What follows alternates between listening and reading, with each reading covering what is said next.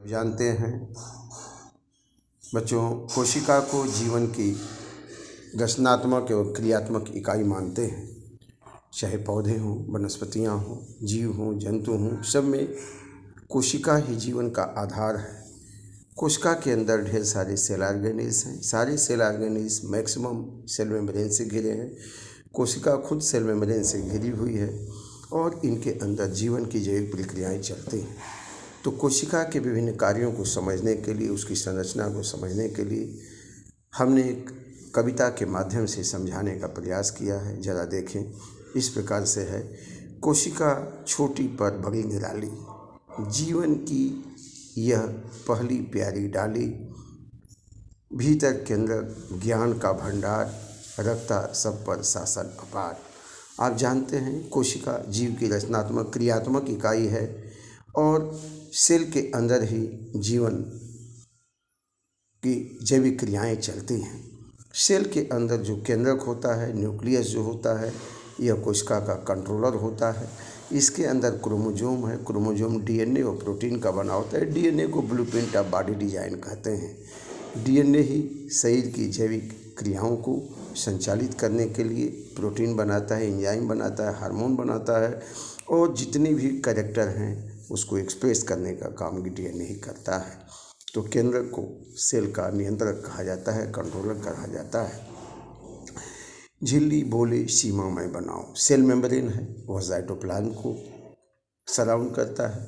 Nuclear membrane nucleus को surround करता है और जितने भी सेल ऑर्गेनेल्स हैं जो मेम्ब्रेन बाउंड हैं वो भी सेल मेम्ब्रेन से ही घिरे होते हैं। बाहर से भीतर पहचान कर आने दो, सेल मेम्ब्रेन के माध्यम से, सेल मेम्ब्रेन से हो करके ऑक्सीजन अंदर आ सकता है, CO2 बाहर जा सकता है और जो भी ज़रूरत की चीज़ें हैं सेल उसको अपने अंदर आने देता है। साइटोप्लाज्म है सरल संसार। साइटोप्लाज्म जो होता है उसके अंदर तमाम सारे सेल ऑर्गेनेल्स हैं जो जैविक क्रियाएं करते हैं, उसी के अंदर एक्सचेंज करते हैं मटेरियल को, जहाँ चलते कार्य अपार तमाम सेल ऑर्गेनेल्स हैं। जैसे माइटोकॉन्ड्रिया है, गोल्गी बॉडी, एंडोप्लाज्मिक रेटिकुलम है, राइबोसोम है, लाइसोसोम है, ये सब साइटोप्लाज्म के अंदर ही पड़े हुए हैं। माइटोकॉन्ड्रिया देता है बल। माइटोकॉन्ड्रिया को पावर हाउस कहते हैं। यह एनर्जी प्रोड्यूस करता है, ऊर्जा का यह असली स्थल, यह जो है पावर हाउस है सेल का। राइबोसोम बनाता प्रोटीन, शरीर का करता रख रखाव क्लीन। राइबोसोम प्रोटीन सिंथेसिस का स्थल है, यहाँ पे प्रोटीन सिंथेसिस होता है। एंडोप्लाज्मिक जाल है प्यारा, पदार्थ पहुँचाए सारा सारा। एंडोप्लाज्मिक रेटिकुलम, यह जो है ट्यूबुलर संरचना है, मेम्ब्रेन बाउंड। यह दो तरह का होता है, रफ और स्मूथ। रफ के सतह पर राइबोसोम होते हैं, प्रोटीन बनाने का कार्य करता है और स्मूथ में लिपिड बनता है। दोनों प्रोटीन और लिपिड यह जो है हमारे जैविक क्रियाओं को चलाने में मदद करते हैं।